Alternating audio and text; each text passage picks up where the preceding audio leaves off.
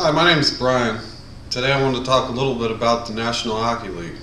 I'm sure a lot of you have seen hockey. Maybe you've been fortunate enough to go to a game. We all enjoyed some type of sports, whether to watch or play was when we were growing up. A lot of us still do. My favorite sport has always been hockey. I've never played the game. I've been to a lot of games. My dad used to take me when I was a child. Those are memories I'll never forget. But before the National Hockey League, what did we have? Well, there was 4 leagues in the hockey, all generated through Canada, where hockey was born. You had the World Hockey Association, the Pacific Coast Hockey Association, the Canadian Hockey Association, and the National Hockey Association. Most of those players, in fact just about all of them, came from small Canadian mining towns, didn't have a lot of money, and probably a whole lot to do. I guess the pond freezes over in Canada and they decided, well, there's got to be some sort of game we can play on here, and that's probably where hockey started. But they had a hard time getting a league big enough to become what is now the National Hockey League.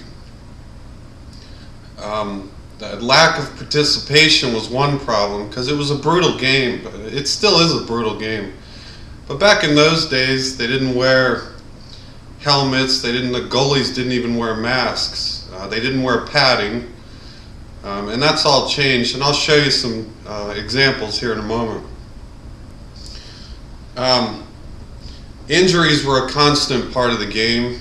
It was not rare at all to have somebody dragged off the ice, get them stitched up, maybe their mouth or their eye, and then bring them back out onto the ice.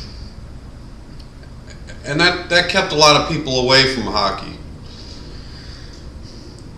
So the National Hockey League had a rough beginning, and it finally formed in the year 1917. Which obviously was a long time ago.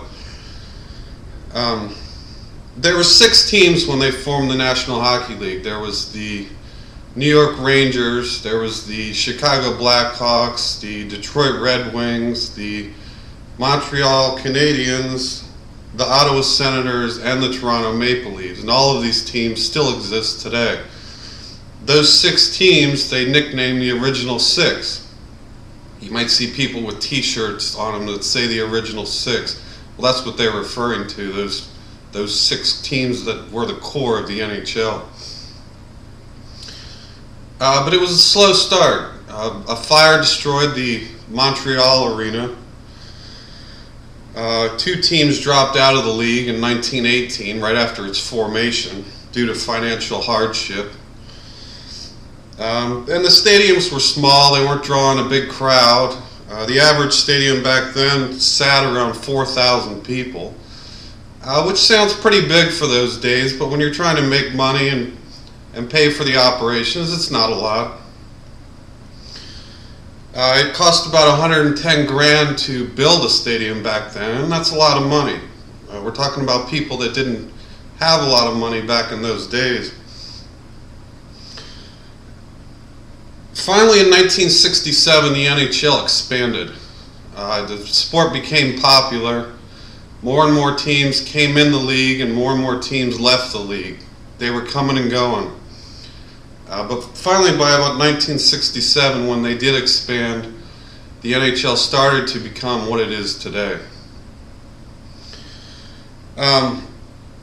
They doubled the league around that time, getting us up to about 12 teams.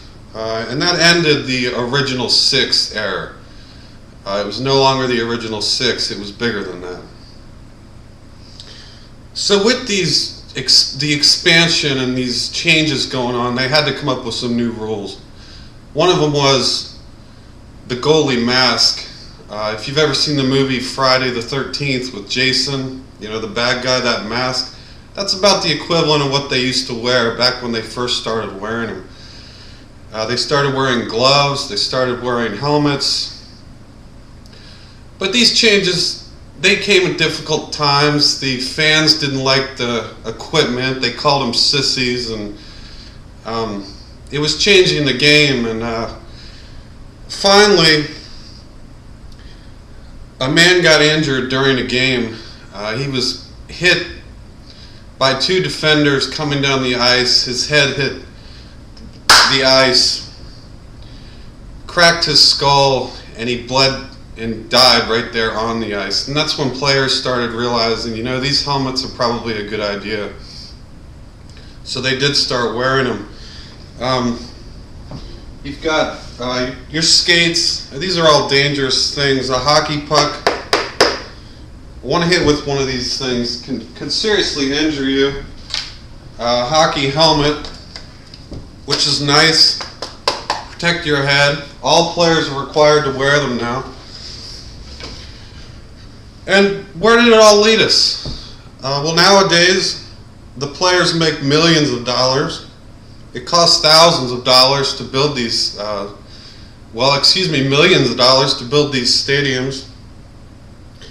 It costs about $160 for a family of four to go to a game in the cheap seats.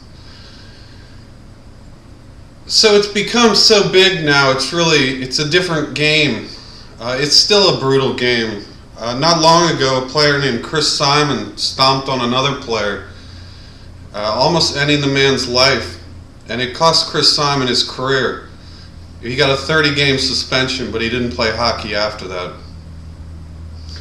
So it's an interesting game, and if you ever get a chance, go out, watch a hockey game. It's worth it. I'm sure there's a club somewhere near your hometown. Thank you.